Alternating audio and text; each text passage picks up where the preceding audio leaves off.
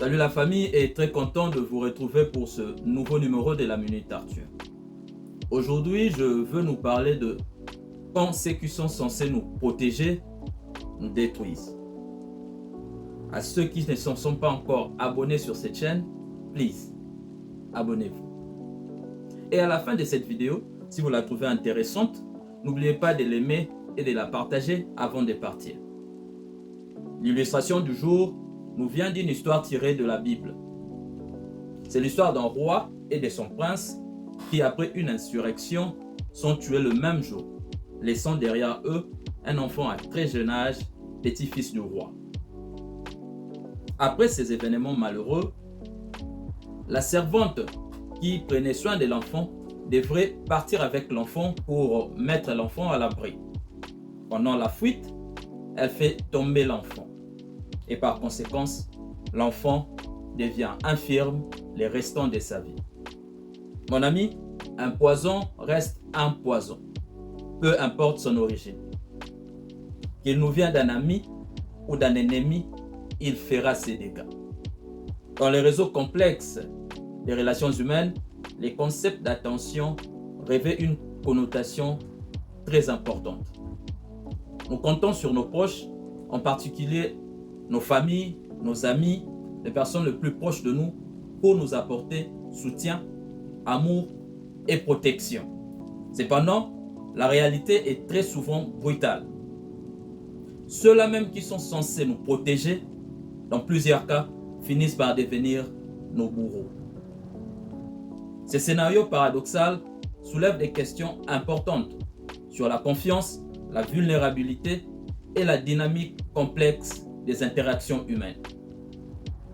Les raisons sont nombreuses, mais pour cette vidéo, nous traiterons 4 raisons particulières que nous retrouvons dans plusieurs cas. La première, c'est la trahison. L'une des expériences la plus décourageantes est celle de voir une personne à qui on avait entièrement confiance se retourner contre soi. La confiance est le fondement de toute relation. Et ce sont nos proches qui en sont les premiers bénéficiaires. Lorsque ces personnes deviennent les destructeurs de notre bien-être, l'impact est très profond. Les sentiments de la trahison n'est pas seulement une violation de confiance, mais aussi un coup dévastateur porté à notre bien-être émotionnel et psychologique. Pour cette raison, les exemples sont légion. Nous en reviendrons au prochain numéro. La deuxième raison, ce sont les problèmes personnels non résolus. Dans l'histoire qui nous a servi d'illustration, il y a 2 versions. Selon les traductions des écrits originaux, il y a une version qui soutient que la servante a fait tomber l'enfant par accident et une autre version qui soutient que la chute n'était pas accidentelle, plutôt la servante a laissé tomber l'enfant. Parfois, les frustrations dont nous sommes victimes de la part de certaines personnes n'ont au départ rien à voir avec nous.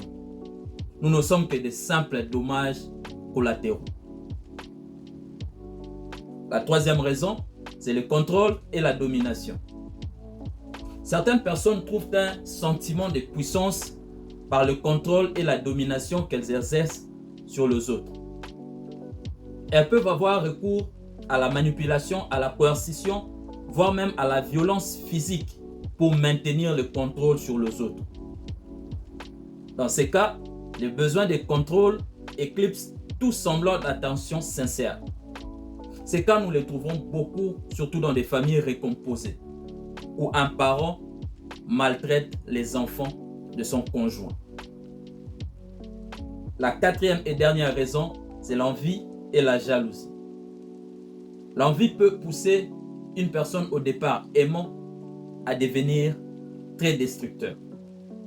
La jalousie à l'égard du succès, du bonheur ou des opportunités de l'autre peut empoisonner la relation et pousser à un comportement destructeur. Pour ce cas, les réseaux sociaux nous fournissent presque quotidiennement les exemples d'une personne empoisonnée par ses proches à cause de son succès.